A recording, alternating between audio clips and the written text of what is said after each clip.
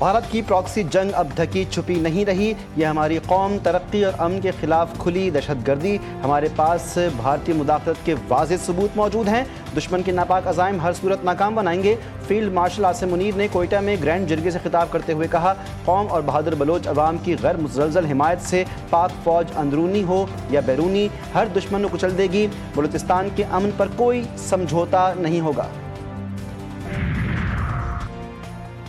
طیارے گرنے کے اعتراف پر بھارتی چیف آف ڈیفنس اسٹاف سے استعفے کا مطالبہ۔ بھارتی طیاروں کی تباہی پر سچ بولنا بھارتی چیف آف ڈیفنس اسٹاف انل چوہان کے گلے پڑ گیا۔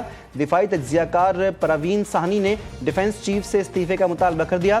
Social media platform X پر انہوں نے لکھا کہ 2 دن بھارتی فضائیہ کے گراؤنڈ رہنے کا اعتراف استعفے کے لیے کافی ہے۔ جنگ کے 4 میں سے 2 دن فضائیہ نہیں اڑی، پھر بھی یہ بات کہنا کہ آپریشن سندور کامیاب تھا بڑی ہمت کی بات ہے۔ اور پی پی 52 سیالکوٹ کی ضمنی انتخاب، پولنگ کے بعد ووٹوں کی گنتی جاری، غیر حتمی غیر سرکاری نتائج آنے کا سلسلہ جاری۔ 185 میں سے 111 پولنگ اسٹیشنز کے نتائج کے مطابق نون لیگی امیدوار ہنا ارشد 50,434 ووٹ لے کر آگے، اور پی ٹی آئی کے حمایت یافتہ امیدوار فاخر نشاد گھمن 24,780 ووٹ لے کر دوسرے نمبر پر ہیں۔ پی پی کا ضمنی انتخاب میں نون لیگ پر دھاندلی کا الزام، کہا کہ نون لیگ کے پاس کوئی ایجنڈا ہے اور نہ ہی حکمت عملی، نون لیگ والے فارم 47 تیار کرنے کے ماسٹر ہیں۔ جنوبی ایشیا میں امن کو سنگین خطرات لاحق ہے، خطے اور عالمی امن کو سب سے بڑا خطرہ مسئلہ کشمیر سے ہے۔ Chairman joint chief of staff committee general Tahir Shamshad Mirza نے 22ویں شنگیلا ڈائیلاگ 2025 میں تفصیلی موقف دیتے ہوئے کہا کہ بھارت کی جانب سے پانی کو بطور ہتھیار استعمال کرنا بین الاقوامی قوانین کی کھلی خلاف ورزی ہے۔ ایشیا پیسفک عالمی طاقت کا مرکز بن چکا ہے۔ پاکستان بھارت سے باعزت برابری اور احترام پر مبنی مستقل امن کا خواہاں ہے۔ دونوں ملکوں کے درمیان کشیدگی کی اصل جڑ مسئلہ کشمیر ہے۔ ملک کو ترقی کی راہ پر گامزن کرنے کا عزم، صدر زرداری سے وزیر اعظم شہباز شریف کی لاہور میں اہم ملاقات، بھارت کی جانب سے دی جانے والی دھمکیوں پر غور، وزیر اعظم نے صدر کو اپنے غیر ملکی دوروں پر اعتماد میں لیا۔ صدر زرداری نے کہا کہ پاکستان پرامن ملک ہے، لیکن ہماری مسلح افواج ملک کے دفاع کی بھرپور صلاحیت رکھتی ہیں۔ ہم نے مل کر پاکستان کو ترقی کی راہ پر گامزن کرنا ہے۔ پاکستان کی کامیابیوں کو آج دنیا تسلیم کر رہی ہے، کسی کو بھی پاکستان کی جانب میلی آنکھ سے دیکھنے کی اجازت نہیں دیں گے۔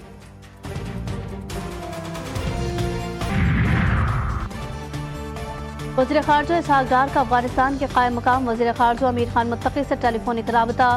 افغان وزیر خارجہ کا پاکستان کی جانب سے اپنے سفارتی تعلقات کو سفیر کی سطح تک بڑھانے کے فیصلے کا خیر مقدم۔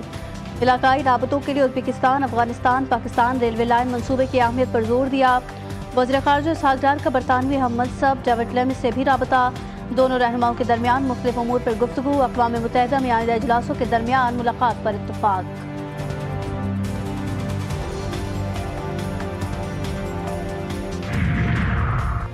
بھارتی جارحیت دنیا کے سامنے بے نقاب کرنے کا مشن، بلاول بھٹو اور شہری رحمان نیو یارک میں موجود۔ وفد کے دیگر ارکان آج رات اور باقی کل صبح امریکہ پہنچیں گے۔ بلاول بھٹو کی قیادت میں پاکستانی وفد امریکہ میں اہم ملاقاتیں کرے گا۔ پارلیمانی وفد کے دورہ امریکہ کا مقصد دنیا کو بھارتی جارحیت سے آگاہ کرنا ہے۔ پاکستانی پارلیمانی وفد اقوام متحدہ کے سیکرٹری جنرل سمیت اراکین کانگریس اور ٹرمپ انتظامیہ کے اہم اراکین سے ملاقات کرے گا۔ The generation which saw us part, as two brothers part.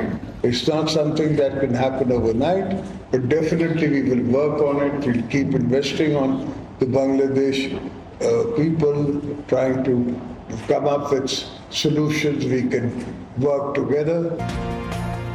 Pakistan اور بنگلہ دیش کو قریب لانے کے لیے کام کرنے کی ضرورت ہے۔ اس نسل سے تعلق رکھتا ہوں جس نے ہمیں علیحدہ ہوتے دیکھا، کسی بھی طرح ہمیں اس درد کا مداوع کرنا ہے۔ صدر مملکت آصف علی زرداری کا پاک بنگلہ دیش ٹیموں کے اعزاز میں استقبالیہ سے خطاب، کہا کھیل خصوصاً کرکٹ دونوں ممالک کے درمیان روابط بڑھانے کا مؤثر ذریعہ ہے۔ آپ کھیل پر توجہ دیں، سیاست ہم پر چھوڑ دیں۔ ہماری طرح کے لوگ 14 سال جیل کاٹ سکتے ہیں، آپ لوگ نہیں۔ صدر مملکت نے دونوں ٹیموں کے کرکٹرز اور آفیشل سے مصافحہ کیا۔ بھارت میں مودی کی خارجہ پالیسی پر کڑی تنقید، بھارت کی ناکام خارجہ پالیسی پر انڈین نیشنل کانگریس پارٹی نے سوالات اٹھا دیے۔ پون کھیرا نے کہا کہ بھارت کا دفتر خارجہ مکمل طور پر ناکام ہو چکا ہے، جنگ کے بعد پاکستان کو ہر محاذ پر کامیابی مل رہی ہے۔ वज़ीर आज़म नरेंद्र मोदी बताएं कौन सा मुल्क आज भारत के साथ खड़ा है। अब तो रूस भी पाकिस्तान का दोस्त बन चुका है। मोदी की खारजा पॉलिसी या मुल्क की सिक्योरिटी पर सवाल उठाओ तो गद्दार करार दिया जाता है।